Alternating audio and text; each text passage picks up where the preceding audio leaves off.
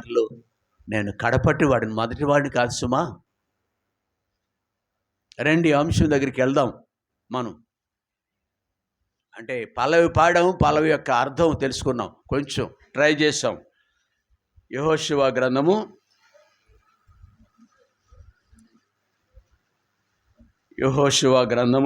24వ అధ్యాయము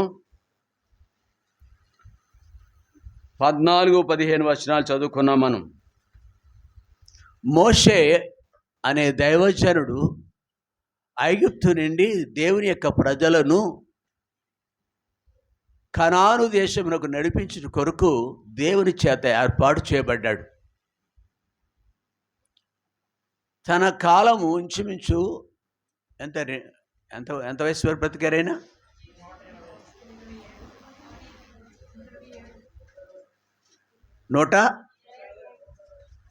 220 ఏమైనా డౌట్ వచ్చింది నాకు, అది చాలు. కాబట్టి ఆయన 80 సంవత్సరాలు ఉండగా ఐగుప్తు దేశానికి పిలువబడ్డాడు. అక్కడ వాళ్ళని తీసుకురావటానికి ఎక్కడ యోర్దాను నది వరకు, మోయాబు దేశం వరకు తీసుకురావటానికి ఎంతకాలం పట్టిందండి? ఇంకొక 40 సంవత్సరాలు పట్టింది. వృద్ధుడే కానీ కంటి చూపు తగ్గలేదు, కాలు సత్తువ ఏమాత్రము తీసిపోలేదు. అలాంటి సమయంలో దేవుడు మాట్లాడి, నీవు చాలు, ఇంతవరకు ఈ ప్రజలకు, నా ప్రజలకు నువ్వు చేసింది చాలు. నీవు ఇక్కడ నుండి నెబోకు కొండ, ఆ కొండ పేరు, ఆ కొండ ఎక్కి ఆ పాలు తేనెలు ప్రవహించే దేశం చూడవచ్చు, కానీ అక్కడికి నీవు వెళ్ళటానికి అర్హత లేదు. ఏదో అవి మిగిలిన వద్దు, మనకి సందర్భాలు వద్దు. దేవుని ఇష్టమైంది అంతే, చాలు. మోసే అంటాడు, తండ్రి ఎంతగా బ్రతిమలాడతాడు, ప్లీజ్ నో, ఇంకా ఆ విషయం నా దగ్గర మాట్లాడుకో. ప్రియుడా, మోషే వృద్ధుడయ్యాడు,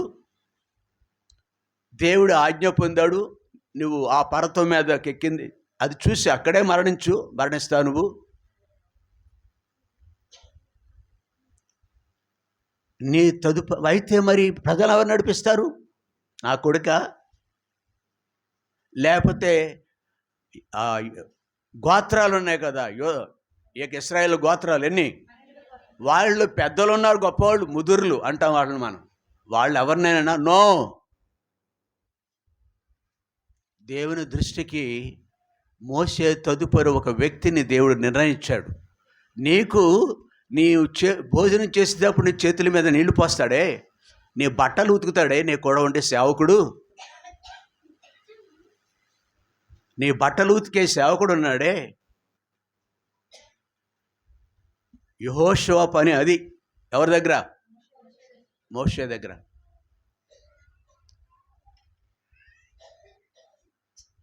అంటే దేవుని దాసుని దగ్గర పెరిగిన వ్యక్తి దైవికమైన స్వభావంలోనికి మార్చబడ్డాడు. అది యోగ్యత. దేవుని పరిచర్య చేయాలంటే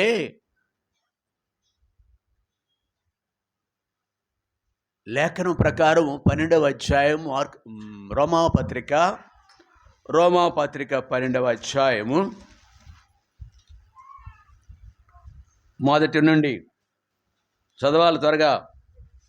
అయ్యో ఎంతసేపు తీశారేంటి? సహోదరులారా, పరిశుద్ధమును దేవునికి అనుకూలమైన సజీవయాగంగా మీ శరీరం ఆయనకు సమర్పించుకొనుడి. ఇది కావాలండి ప్రియులరా. ఇటు సేవ ఎవరికి? ఆడవాళ్ళకా మగవాళ్ళకా? పెద్దలు పిల్లలు అందరికీ కూడా.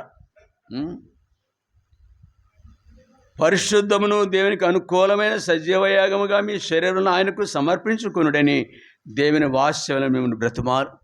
ఎవరు చెప్పిన మాట్లాడినవి? God himself telling to us. బ్రతిమలాడుతున్నాడంట ఆయన.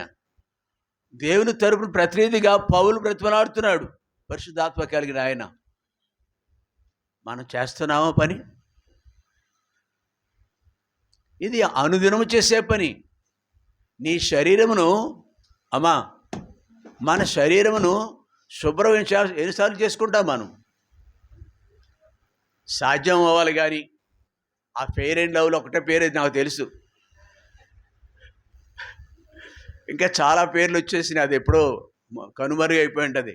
మన శరీరాన్ని మెరుపులు అంటే సొగసు బాగా అంటే సౌందర్యంగా మనం ఉండటానికి శరీరానికి పూతలు పోస్తారు, లోషన్స్ రాస్తారు, ముఖానికి ఇంకా కాస్ట్లీ రాస్తారు. శాతనైతే వీలైతే ఉదయమే కాదు మధ్యాహ్నం ఇంకా 12 అలా సాధ్యమైనప్పుడు వాష్రూమ్కి వెళ్ళినప్పుడు బ్యాగ్ ఉంటుంది కూడా, అప్పుడు కూడా మనము చక్కగా ఉండటానికి. అది నేను తప్పు పట్టట్లేదు, కానీ మన ఆత్మీయ జీవితాలు ఇంకెంత జాగ్రత్త పడాలండి. పరిశుద్ధమును దేవునికి అనుకూలమునైన సజీవ యాగంగా మీ శరీరం ఆయనకు we have to do it. అది 10 సార్లు 15 సార్లు జాగ్రత్త తీసుకుంటా ఆ విషయంలో మనం చక్కగా ఉండటానికి. అది తప్పు కాదు, మంచిగా ఉండాలి. మనం ఇతరుల మధ్య మనము మర్యాదగా చక్కగానే ఉండాలి, మనం చక్కగానే ఉండాలి. బట్టల దగ్గర కానీ, మాట తీరు కానీ, ప్రవర్తన తీరు కానీ చక్కగా ఉండాలి. మిగిలినవి కూడా అంతకు మించి ఇక్కడ దేవుని కొరకు ఎలా జీవించాలో, దేవునికి మీ శరీరం అనగా మీ బ్రతుకులను సమర్పించుకొని దేవుని వాత్సల్యం బట్టి మిమ్మల్ని బ్రతిమలాడుకొనిచున్నాను. ఇటు సేవ మీకు యుక్తమే. మీరు లోక మర్యాద అనుసరింపక ఉత్తమమును అనుకూలమును సంపూర్ణమైన దేవుని చిత్తమే తెలుసుకున్నట్లు మీ మనసు మారి. ఏం మారుతాం? నేను నల్లటి వాడని, ఈ క్రీములు ఉన్నాయే, లోషన్స్ ఉన్నాయే, ఎంతవరకు ఇస్తాయండి మెరుపు? నాకు కొంచెం బ్రైట్నెస్ ఏదో ఎంతసేపు ఉంచుతాయి?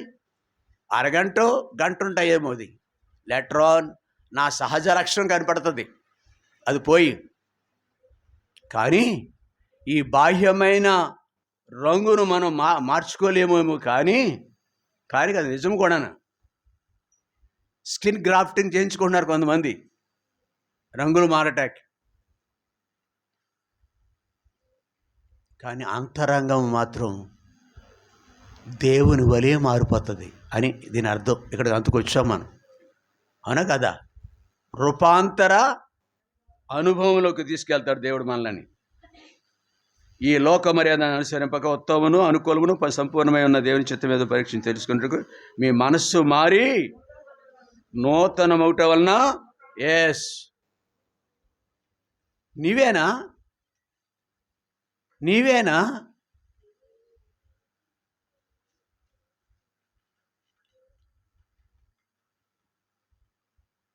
క్రైస్తవురాలని చెప్పుకుంటూ దేవుని బిడ్డని చెప్పుకుని అన్యుల కంటే అసహ్యంగా జీవించే ఇతడు ఇప్పుడు ఎలా మారిపోయాడండి? నూతన కార్యం, రూపాంతర అనుభవం వచ్చింది. ప్రియ సహోదరి, మనము అలాగున ఒకవేళ మన శరీరము కృషించుకుపోద్ది, బాహ్య శరీరము కృషిస్తున్నప్పటికీ ఆంతర్య పురుషునందు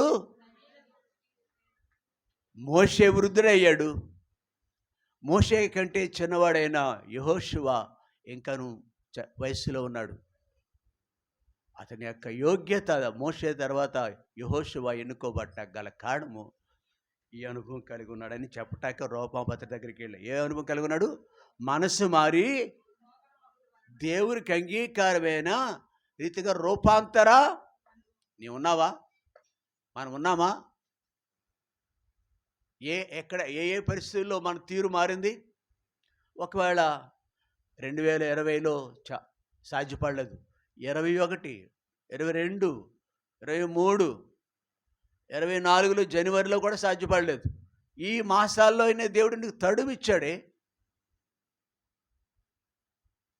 ఆయన కొన్ని రీతిగా మోసే తదుపరి మరొక వ్యక్తిని పనిని కొనసాగించాలంటే కావలసిన చదువు కాదు, రంగు కాదు, ఇంకోటి కాదు, మనసు మారి రూపాంతర అనుభవం కావాలి. నువ్వు సహోదరువైనా అట్లాంటి లక్షణం ఉంది కాబట్టి మోషే తదుపరి ఎవరండి? దేవుని పాత్రగా మలచబడినాడు. అదొక్కటే కారణం. అవన్నీ బైబిల్లో ఆయన గురించి రాయబడలేదు, అనుబంధంగా రెఫరెన్స్ చూసామంతే. ప్రియ సహోదరి, ఇంతకీ ఎలాగున మోషే తదుపరి యెహోషువ దేవుని దాసుడయ్యాడు, దేవుని పరిచారకుడు అయ్యాడు, పనిముట్టు అయ్యాడు, అది తెలుసుకున్నాం. ఆయన వృద్ధుడైపోయాడు, యెహోషువ కాలం కూడా అయిపోయింది. ఇశ్రాయేల్ గురించి బాగా తెలుసు. ఏ ప్రజల మధ్య ఒకడిగా ఉన్నాడు యెహోషువ, ఏ ప్రజల మధ్య మోషే ఒకడిగా ఉన్నాడు, వాళ్ళ గురించి పూర్తిగా వారికి తెలుసు. వాళ్ళకు ఒక పేరు ఉంది, లోబడిన వాళ్ళని ప్రజలు. వాళ్ళని ఎవరాళ్ళు? ఇశ్రాయేలులు. ఎవరాళ్ళు? ఇక్కడ కూడా చాలామంది ఏమో నువ్వు చాలా యోగ్యురాలు అయి ఉండొచ్చేమో, కానీ దేవుని ప్రజలందరికీ ఒక పేరు పెట్టబడింది, లోబడిన వాళ్ళని. ఎన్నో విషయాల్లో మనం తప్పిపోతూ ఉంటాం. అందుకని ప్రియులారా, నేను ఎలాగా వృద్ధుడిని అయిపోయాను, గతంలో ఎలా చేశారు, ఇప్పుడైనా జాగ్రత్త పడదాము మనం అని ఇక్కడ ఈ మాటలు చెప్తున్నాడు. 24వ అధ్యాయంలో 14వ వచనం చదువు.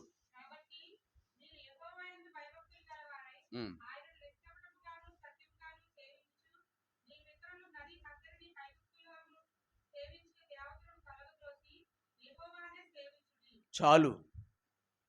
మనం ఎలా జీవించాలి? ఇంతకాలం మోషే కాలం చూశారు, యెహోషువ కాలం చూశారు, వృద్ధుడైపోయాడు. ఇతను కూడా 125 సంవత్సరాలు వచ్చి ఉంటాయి. మీరు యెహోవా యందు భయభక్తులు గలవారై ఆయన నిష్కపటముగాను సత్యముగాను సేవించుచు మీ పితరులను నది అద్దరిని ఐగుప్తులో సేవించిన దేవతలను తొలగద్రోసి యెహోవానే. ప్రియ సహోదరి, స్వభావ సిద్ధంగా మన యొక్క రక్తంలో దోషం ఉందండి. లోబడని దోషం ఉంటుంది. శరీరానికి లోబడిపోతాం. లోకంలో ఉన్నదంతయు శరీరాశ, నేత్రాశ, వయసుతో నిమిత్తం లేదు. ఇది మాటను బట్టో క్రియలను బట్టో మరో రీతిగానో మనము తప్పుడడుగు వేస్తూ ఉంటాం. అలా చేస్తూ వచ్చారు.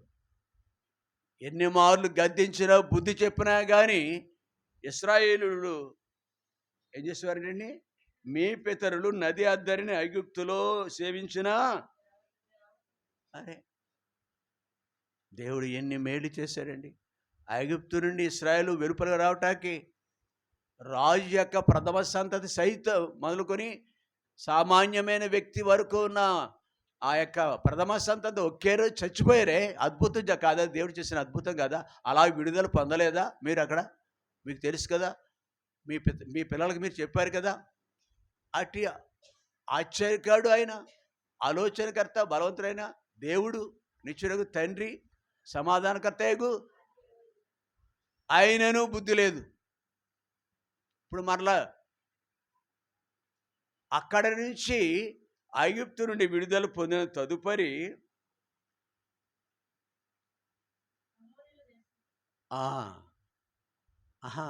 అమోరీ దేశం అంటే యాక్చువల్లీ ఇప్పుడు పాలస్తీనా దేశానికి వెళ్ళిపోయారు వాళ్ళు. అక్కడికి వెళ్ళకపోరు. ఇక్కడ ఆ ఎర్ర సముద్రం మొదలుకొని ఎరుకో పట్టణం వరకు 40-50 సంవత్సరాలు నడిచారు. ఇక్కడ కూడా వాళ్ళు ఈ మధ్యలో చేశారే లేదా? ఆ మోషే అనేవాడు ఏమయ్యాడో మాకు తెలీదు. మాకుక పూజించటాకే అంత దౌర్భాగ్యం. ఇది రెండో తప్పిదం. ఐగుప్తులో తప్పిపోయారు. రెండవది ప్రయాణాల్లో తప్పిపోయారు. మూడవది ఇప్పుడు పాలు తేళ్లు ప్రవహించే పాలస్తీనా దేశాల్లో ఉన్నారు వీళ్ళు. ఇక్కడ కూడా ఇదే బ్రతుకు వాళ్ళది. ప్రియ సహోదరి, మనలో ఎవరైనా ఉన్నారా దేవుని ప్రజలు అని చెప్పుకుంటూ కానీ ఇంకను ఏమైనా ఉన్నవేమో ఆలోచించుకుందామా? ఈయన ఎంత సవాలుగా మాట్లాడతాడు చూడండి. 15వ వచనంలో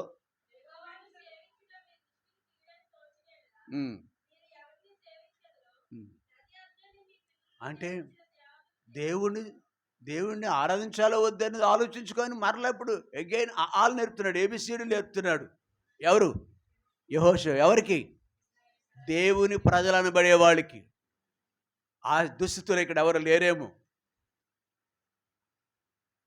అలాంటి స్వభావము దేవుని ప్రజలనికి అనేవాళ్ళకి. మంచిది, చదువు. యెహోవాను సేవించడం నిర్దిష్ట కీడని తోచిన ఏళ్ల మీరు ఎవరిని సేవించెదరో, నది అద్దరిని మీ పితరులు సేవించిన దేవతలను సేవించెదరో, అమోరీల దేశంలో మీరు నివసించున్నారే వారి దేవతలను సేవించెదరో నేడు మీరు కోరుకోండి. మీరెవరిని సేవించినప్పటికీ నేనును అలా చెప్దాం. ప్రియులరా, ఈ వాక్యం దగ్గరకు రావటం ఉద్దేశంలో మిగిలిన వాళ్ళు అలాగా, వీళ్ళు ఇలాగా కాదు, నువ్వు ఎలాగా, అంతేగానా? మనం ఎలాగున్నాం? మనం ఎలాగున్నాం? వాక్య వెలుగులో are we children? Are we being children of God? దేవుని ప్రజగానే నివసిస్తున్నామా లేదా? దేవుని ప్రజగా నివసించటానికి కావలసింది లేఖనం ఏమి జ్ఞాపకం చేస్తుందంటే, హెబ్రీయులకు రాసిన పత్రిక, ఆయన్ని ఎలా సేవించేవారు ఎలాగుండాలో, దేవుని సేవించేవారు ఎలాగుండాలో అనే దానికి హెబ్రీయులకు రాసిన పత్రిక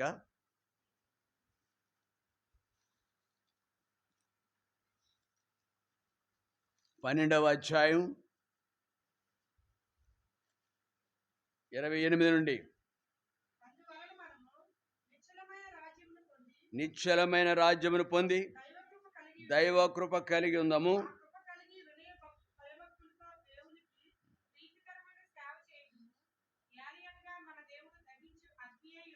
ఇక్కడ అమ్మా యెహోషువ, మీరెవరిని సేవిస్తారు? నది అద్దరిని మీ పితరులు సేవించిన వారు సేవిస్తారా? అమోరీల దేశంలో ఉన్నారు కదా, వాటిని ప్రేమిస్తారా? లేదు, యెహోవాను మీరు అని 3 విధాలుగా మీరు ఎవరు సేవించినా కానీ నేనును ఆ తీర్మానం కలిగి బలలో పాలు పొందాం. నేను మాత్రం కాదు, నా భార్యకు చెప్పాలి, నేను నా భర్తకు చెప్పాలి. నేను నీ ఇంటి వారికి మీరు ఏం మేలు చేస్తారో నాకు తెలియదు కానమ్మా, మన పిల్లలకి చేయవలసింది, మన కుటుంబంలో ఉన్న వ్యక్తికి చేయవలసింది మొట్టమొదటి మేలు ఏంటంటే, లక్షలు ఖర్చు పెడతాం. రాష్ట్రంలోనూ దేశంలో ఉన్న మంచి కాలేజీలకు పంపిస్తాం కోట్లు ఖర్చు పెట్టి. అంతకంటే గొప్పది ఏమిటంటే, బాలుడు నడవలసిన త్రోవను అతనికి, నువ్వు యవన కాలానికి వచ్చేసేవేమో. ఒకవేళ మీరు గనక ప్రభుని ఎరిగిన వారిగా ఉండుంటే, ఇక్కడ ఉన్నవారు ఆయన తప్ప మరో దేవుడు లేడు అనే నమ్మిక, విశ్వాసం కలిగి బలలో పాలు పొందే వ్యక్తివైతే, నీ కుటుంబానికి, భర్తకు కానీ భార్యకు కానీ ఇటు చూడొద్దు. You are playing with children, పిల్లలు తాడొద్దు.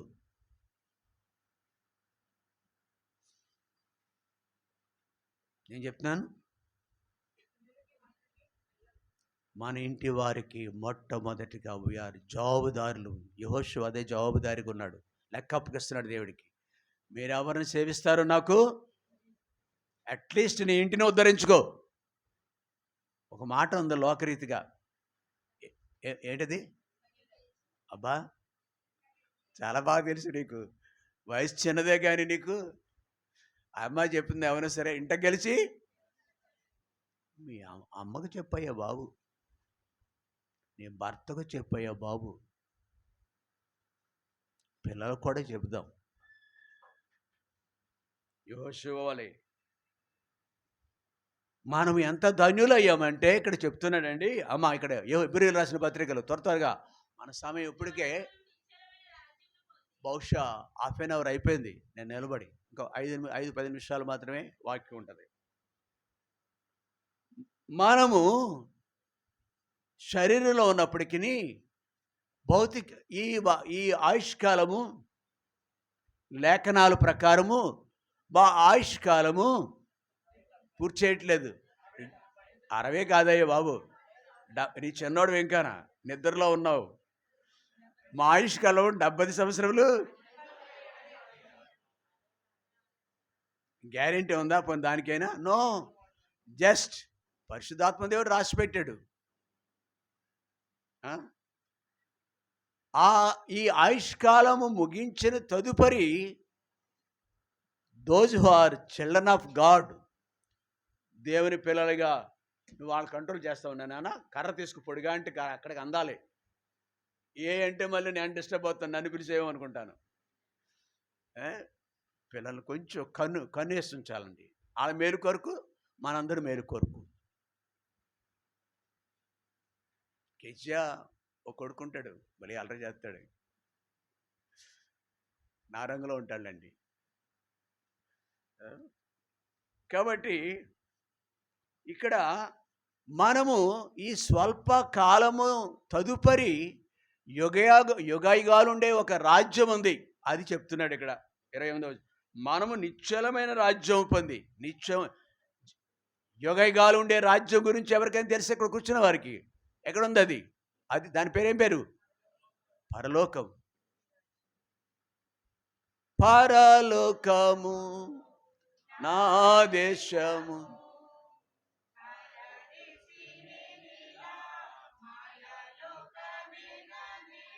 యాత్రికుడను. మరొకసారి, నా దేశం పరదేశీ నేనిలా, యాత్రికుడను. ఎన్ని చరణాలు ఎంత బాగుంటాయో. ఇది ఏ లోకం అండి?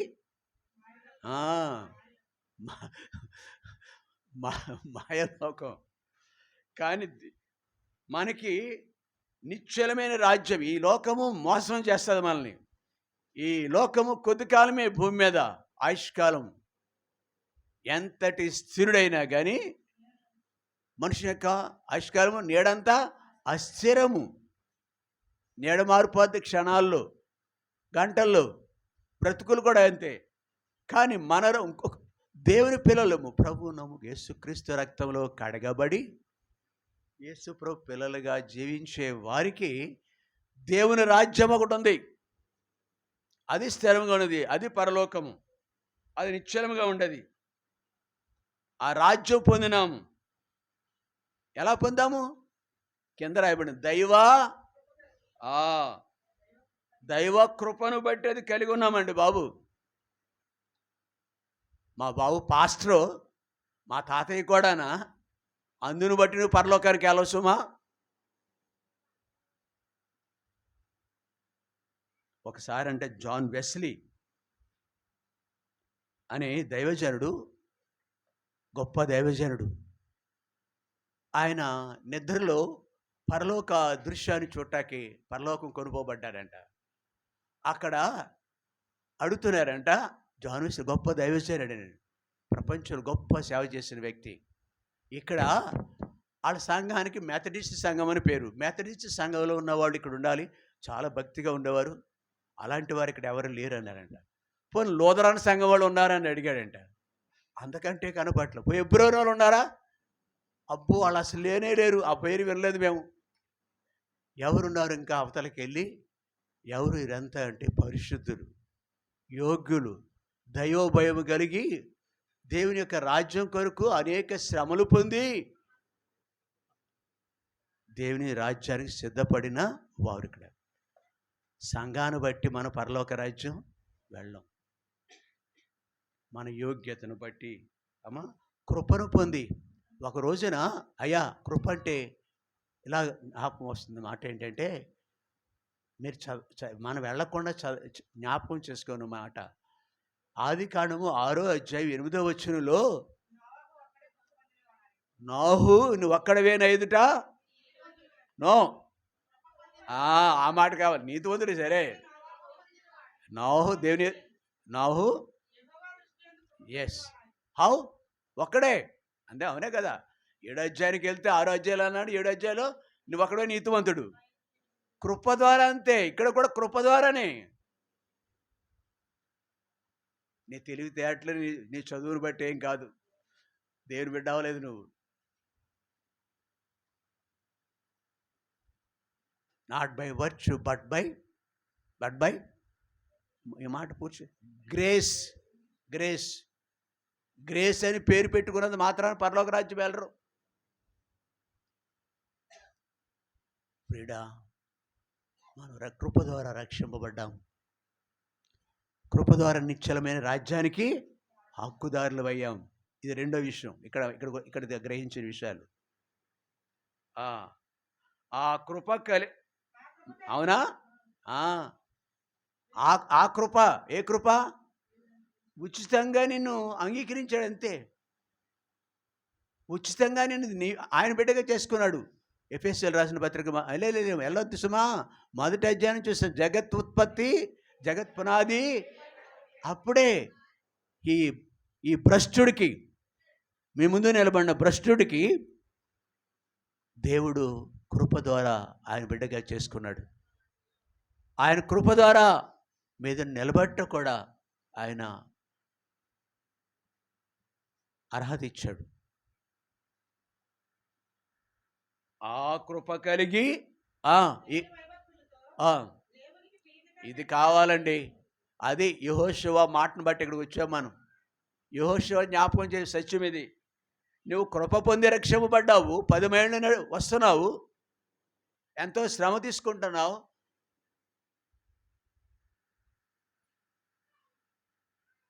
మొన్న నేను నిన్న కాకుండా మొన్నటి దినాన నేను గుడివాడలో ఉన్నాను.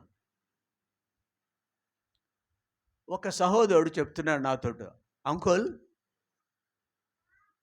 ఎందుకో సాని ఈ ట్రాన్స్పోర్ట్ డిపార్ట్మెంట్ వాళ్ళు మంచోళ్ళు చెడ్డోళ్ళు నాకు తెలియదు, కానీ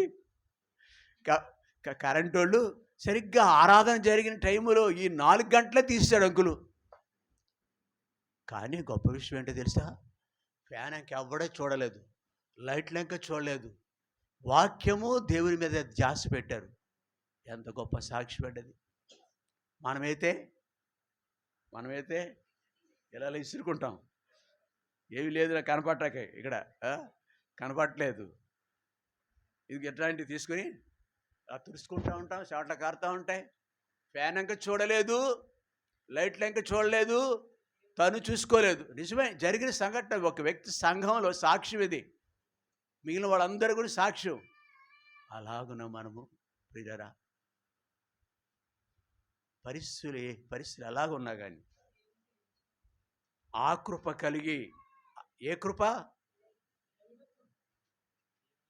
ఏ హేతు లేకుండా నిన్ను ఉంటాడే. నిన్ను ఇష్టపడ్డాడు. లక్షలు చూసి ఇష్టపడతారు కొంతమంది, రంగుని చూసి ఇష్టపడతారు కొంతమంది. ఎన్నో చోటకి వెళ్ళావు సాయంకాలం, ఒక తండ్రి ఏం చేశాడంటే, దేవుడు ఇచ్చాడు, యోగ్యుడే, క్రిస్టియన్ ఫ్యామిలీ, 30 లక్షలు ఇస్తాను, 40 లక్షలు ఇస్తానండి నా అమ్మాయికి. అయితే అతను మంచి ఉద్యోగస్తుడు అయి ఉండాలి, పెళ్లి చేయలేకపోయాడు. నిన్న చనిపోయాడు ఆయన. మంచి ఉద్యోగం, బహుశా చనిపోయే ఆయనకి 2 లక్షల జీతం వచ్చి ఉంటుంది ఆయనకి. గవర్నమెంట్ జీతాలు అలా ఉంటాయి గవర్నమెంట్ ఉద్యోగస్తులు చాలామందికి. వాళ్ళు ఈ తండ్రి అమ్మాయికి ఎంత ఇన్ని లక్షలైనా, అంటే 30 లక్షలు 40 లక్షలు ఇస్తా అన్నా కానీ అమ్మాయికి దగ్గర ఒకటే చూసేవారు, అమ్మాయి కూడా ఉద్యోగం చేసే అమ్మాయి పెళ్లి చేయలేకపోయాడు. మనం అలా చూస్తాం. జాగ్రత్త పడండి మీ పిల్లల విషయంలో. కానీ దేవుడు అది మనలో అలాంటివి చూడలేదు. కృప ద్వారా నీ ఎలా జస్ట్ కొద్దిపాటి విశ్వాసం ఉంది, భయం ఉంది ఆయన పట్ల. అయ్యా ఆయన ఎందు భయం ఉందే, నీ పట్ల కృప చూపించే దేవుడిగా ఉన్నాడు. నేను రక్షించడానికి ఇష్టపడ్డాకే దేవుడిగా ఉన్నాడు. ఒకనాడు నోహు కృప పొందాడు, అంతకుముందు హానోకు కృప పొందినాడు. అవునా కదా? కృప పొందినాడు. యుగాంతంలో మనం కూడా అదే కృపను బట్టి రక్షింపబడ్డాం. ఆ కృప కలిగి రండి, చదవండి తర్వాత. చాలు.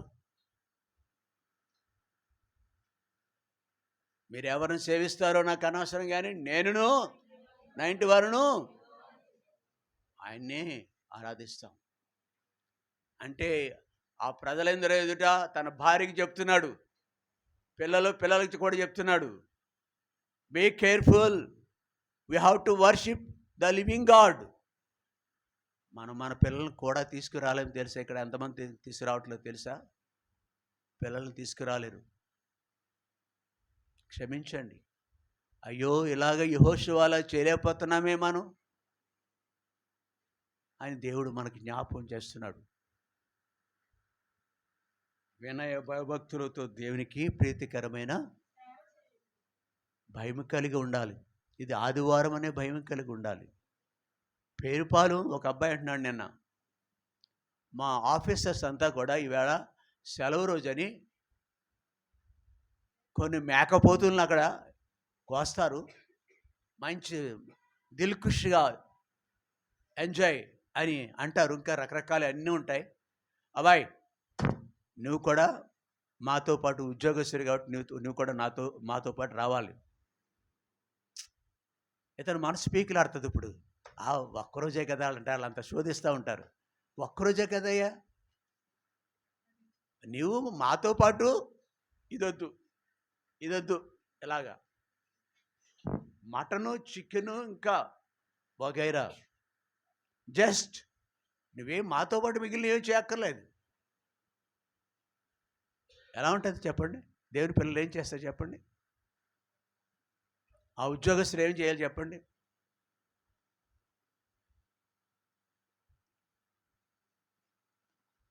మనకు కలిగే శోధన, భయం ఉన్న వ్యక్తి అయితే ఆ వ్యక్తి అక్కడ బ్యాంక్ మేనేజర్ని తృప్తిపరచాలి, గౌరవించాలి. అడిగింది ఎవరో తెలుసా? అతన్ని బ్యాంక్ మేనేజర్ అడిగాడు, ఏమయ్యా నువ్వు అధికారంతో చెప్పాడు, గడ్డం పట్టుకు చెప్పాడు, బాబు రారా, నీవు కూడా మాతోటి సరదాగానే మాలాగేమి ఇవ్వద్దు, నీకు శోధింపబడతామా లేదా? అప్పుడు తెలుస్తుంది మన యొక్క రంగు. ఆ కృపను వ్యర్థపరచకుండా ఏ కృప ద్వారా అయితే రక్షింపబడ్డామో అది కలిగి దేవుని ఎడలా అధికారి కాదు, అధికారి భయపడాలి, వినయం చూపించాలి. కానీ ఈ రోజున మాత్రం మీతో నేను మీ కాళ్ళు పట్టుకు చెప్తాను. ఒకవేళ అలా చెప్పొచ్చేమో, కానీ నా దేవుని మందిరానికి వెళ్లకుండా ఆదివారం నేను మీతోటి, అదండి దాని అర్థం. ఉదాహరణ, మనం ఎదుర్కొనే సమయాల్లో అలా నిలబడుతున్నాం. మనం ఎపరాళ్ళ భోజనం అంటేనే శోధింపబడతాం. ఒక్క ఆదివారమే కదా, మన ఊళ్ళంతా వెళుతున్నారు కదా, మన ఊళ్ళంతా వెళుతున్నారు.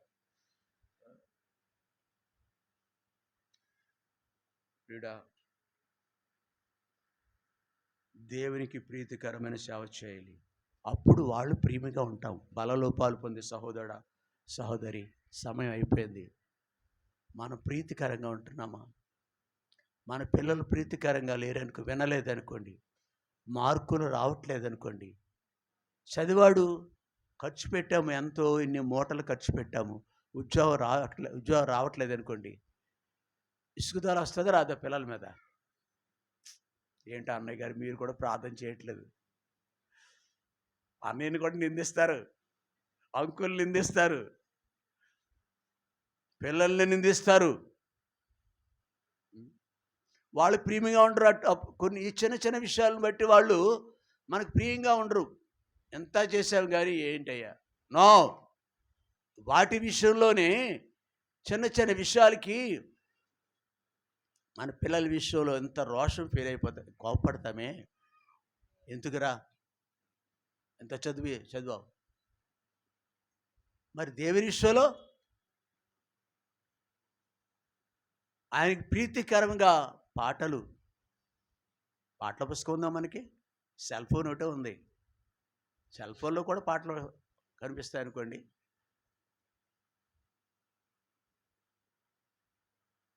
బైబిల్ బట్టి నువ్వు ప్రియుడవుతావు, పాటల పుస్తకం బట్టి ప్రియుడవుతావు. నీ నోట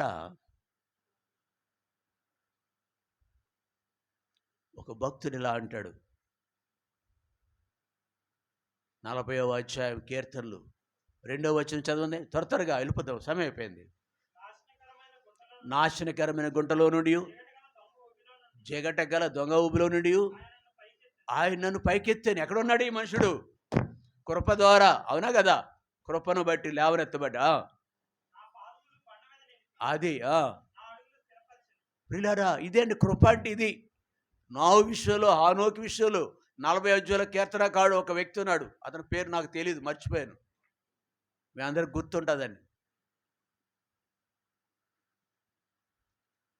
ఆయన నన్ను పైకెత్తాను, నా పాదమును బండ మీద నిలిపాను, నా అడుగులు స్థిరపరిచాను. అది ఆ మాట గురించి ఇక్కడికి వచ్చాను. తనకు స్తోత్రరూపకముగు క్రొత్త గీతమును ఆయన నా నోట. అతను మన నోట ఆయనకు ప్రీతికరమైన సేవ. అలా అయినా కానీ ఆయనకు చూడట్లేదు కొందరు. ప్రీతికరముగా ఉండటమంటే నీ నోట ఆయన తనకు స్తోత్ర రూపకమగు క్రొత్త గీతం మాట దేవుడు ఎరుగు. ఎన్ని పాటలు ఉంటాయండి మన దాంట్లో? పాటల పుస్తకాలు దగ్గర 900 పాటలు ఉంటాయి. 800 పైబడి ఉన్నాయి కదా శివుని పాటల పుస్తకాలు. ఎవరి వల్ల అవుతుందండి ఆయన 850 పాటలు? మాకైతే 300 400 వచ్చు. నాకు ఒక పాట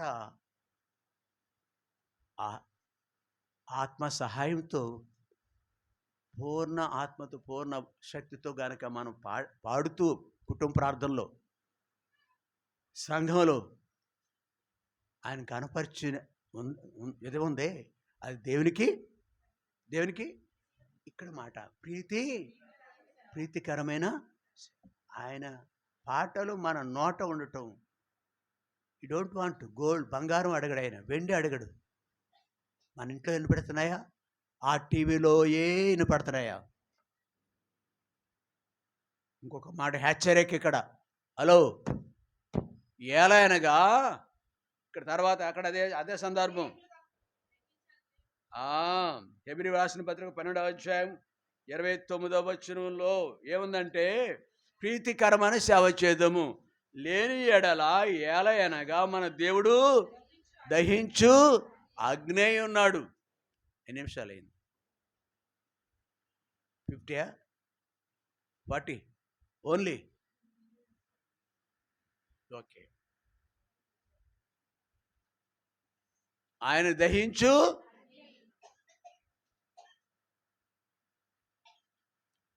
మన పిల్లలు హృదయపూర్వకంగా వాళ్ళు నొప్పించాలని ఆశపడతాం. మనకు వాళ్ళని బాధ పెట్టాలని మన ఉద్దేశమా? కాదే. ఏ తల్లిదండ్రులకు ఉన్నదే. కొట్టటము రాక్షస స్వభావమా తల్లిదండ్రులకినో? వాళ్ళకి బుద్ధి రావాలని, మంచిగా ఉండాలని. మనమే అలా ఉంటే మన దేవుడు ఎలా ఉంటాడు తెలుసు? ఆయన దహించు. అవునా? మన దేవుడు దహించు. చూద్దాం 1-2 దృష్టాంతాలు. ఆయన పిల్లలైన మనము లోబడకపోతే చక్కగా ఆ రూమ్లో కూర్చున్న వాడు కొంతమందికి వినిపిస్తుందో లేదు, వీళ్ళే కనపడుతున్నాను నాకు. మంచి, చాలా వందనాలు. మీరు కూడా వింటున్నారు అనుకుంటున్నాను. ఆ రూమ్లో ఉన్నవాళ్ళు. చిన్నపిల్లలు అయితే మంచం మీద కూర్చోవద్దు, కింద కూర్చో. పట్టా నీ కోసం వేసింది, కింద కూర్చోండి. చిన్నపిల్లలు మంచాలు ఎక్కొద్దు. ముసలోళ్ళే.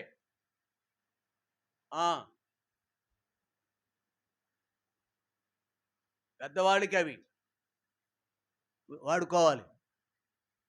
ఎందుకున్నారు ఇక్కడ? అందరూ మనం దేవుని సమీపంగా వెళ్తాం ఆ పద్ధతులు. అది దైవ క్రమం అంతే అంతే అది. మరొకటి ద్వేషం కాదు. ప్రియులారా, లేఖనం గనక మనం చూస్తే సంఖ్యాకాండం 16వ అధ్యాయం. సంఖ్యాకాండము 16వ అధ్యాయం. త్వరగా టైం ఉందని చెప్పాడు. మీరు మాట్లాడి పర్మిషన్ ఇచ్చాడు నాకు మాట్లాడతాకి. ఇక్కడ ఒక ఆయన తిట్టుకోండి లేట్ అయితే. సంఖ్యాకాండము 16వ అధ్యాయంలో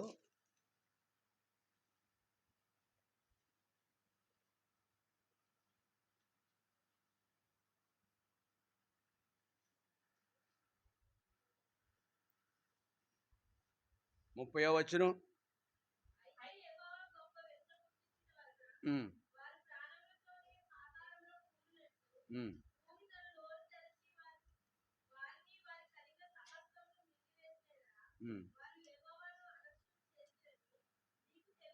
దేవుని వెంబడించే వారు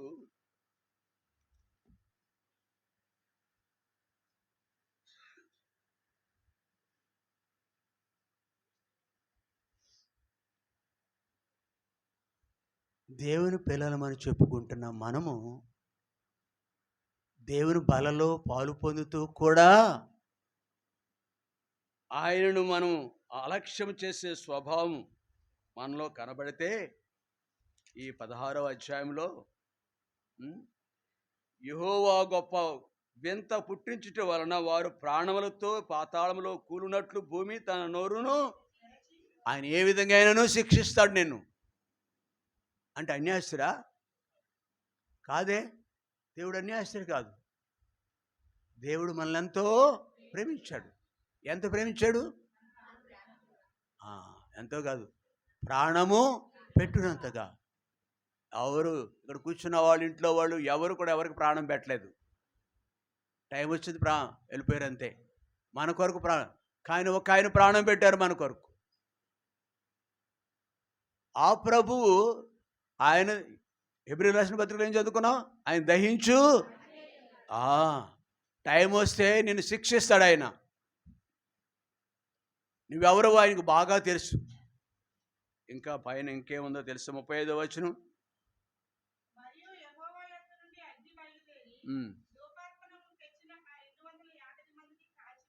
వీళ్ళంతా దేవుణ్ణి ఆరాధించడానికి వచ్చారండి. ఒకసారి దేవుని ఆరాధన స్థలంలోకి నువ్వు అక్కడవేనా గొప్ప భక్తుడు అనుకుంటున్నా. నువ్వు ఎప్పుడు కూడా ఇతరుల వ్యక్తిని తృణీకరిస్తూ మాట్లాడొద్దు. దేవుని పిల్లల్ని మీరు మనల్ని మనం కాపాడుకుందాం. చేతనైతే అమ్మ కొంచెం ఎలా ఉంటే బాగుంటుంది మనం అని ఆమెకు కొంచెం మనం అందాం. మనల్ని కూడా వాళ్ళతోటి కలుపుకోవాలి. నువ్వంటే మళ్ళీని చాలా వచ్చేస్తుంది కోపం. చెబుదాం.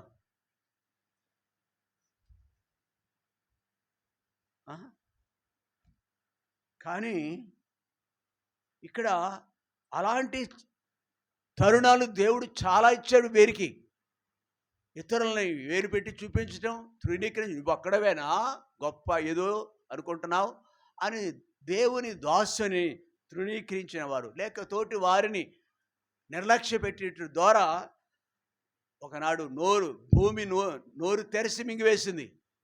ఒక రోజున ఆ హెబ్రీయులకు రాసిన పత్రికలో మనం చూసిన రీతిగా యెహోవా యొద్ద నుండి అగ్ని బయలుదేరి ధూపార్పణము తెచ్చిన ఆ 250 మందిని, ఏ వ్యక్తులైతే ఆరాధన చేయటానికి వచ్చారో, నేనమ్మా తగుదనని చెప్పుతూ వస్తారో, వాళ్ళ జీవితాలు దేవునికి అంగీకారంగా లేవు.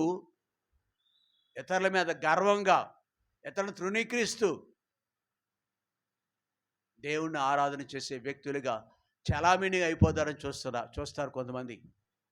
అలా ఉంటే ఆయన మన దేవుడు దహించు మేలు కలగదు కదా, దానికి బదులు నష్టము వాటిల్లుతుందని లేఖనం జ్ఞాపకం చేస్తుంది. ఇది దేవుని యందు భయభక్తులు కలిగి ఉండటం అంటే మన దేవునికి నిత్యమును మనం అప్పగించుకోవాల్సిన అవసరత ఉంది. చూడండి, లేవీకాండం 10వ అధ్యాయం. లేవీకాండం 10వ అధ్యాయం 1-2 వచనాలు. అహరోన్ అంటే ఎవరండి? ప్రధాన యాజకుడు యోగ్యుడు, శ్రేష్ఠుడు, ఆయన పిల్లలు కూడా యోగ్యులే. దేవుని అలాగనే వెంబడించినారు. నాదాబు, అబీహు అనేవారు ఒక్క రోజున దేవుని సన్నిధికి అర్పణలు అర్పించడానికి, ధూపం వేయటానికి, దీపం వెలిగించడానికి, అమ్మా ఆయన శ్రేష్ఠులు, తండ్రి తర్వాత యోగ్యులు మందిరంలో సేవ చేయటానికి. కానీ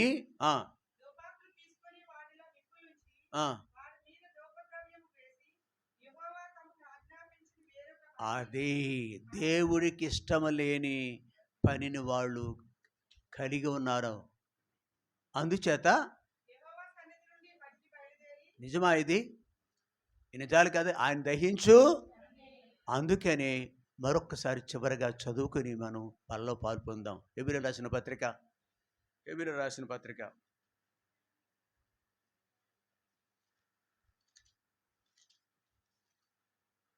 12వ అధ్యాయం ఈ మాట చదువు. ఈ మాట మనసులో పెట్టుకుని మనం బాలలో పాల్పొందాం. 28, 29 కలిసి ఉన్నాయి. అందరం చదువుకుందాం. బైబిల్ ఉన్నవారు, చదవగలిగిన వారంతా. అందువలన మనం నిశ్చలమైన రాజ్యం పొంది దైవ కృప కలిగి ఉందాము. ఆ కృప కలిగి వినయ భయభక్తులతో దేవునికి, ఇది ఒక్కటే చేస్తే చాలు. అది ఆ మాట చదవాల్సిన పని లేదు మనకి. ఇలా చేద్దాం మనం. వినయ భయభక్తులు ఎదుటి వ్యక్తి కాదు, దేవుని ఎదుట నీ సాక్ష్యం, సంఘం ఎదుట నీ సాక్ష్యం ఇలాగను ఉన్నప్పుడు దేవునికి మహిమ, మన కుటుంబాలకు నిత్యము ఆశీర్వాదకరంగా ఉంటుంది. అమ్మా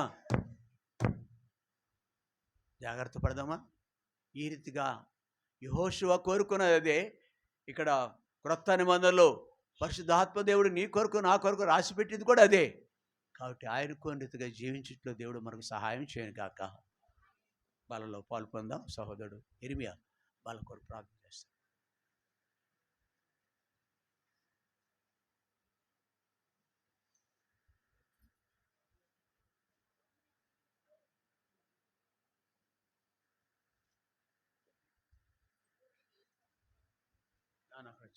బాగా సరిగా పెట్టాను నాన్న. హలో, పాత్రలు పెట్టారు చూసావా?